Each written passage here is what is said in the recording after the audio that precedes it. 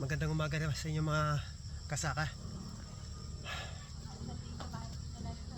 Nandito tayo ngayon sa ating munting taniman ng talong at papaya.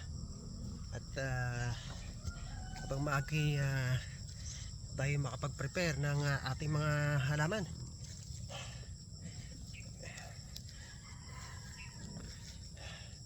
Ito ngayon kami ngayon nagdidilig ng pataba ng aking mga kasamahan. Tingnan nyo itong aking nagawang mga plat.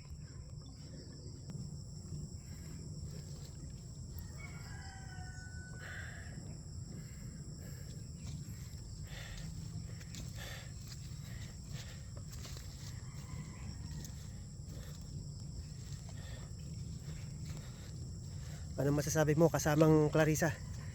Sa tingin mo ba magtatagumpay tayo dito sa ating layunin? Tagumpay yan. Tagumpay. Mabutit malakas ang pananampalataya ng ating mga kasamahan. Hanggang dito na muna. At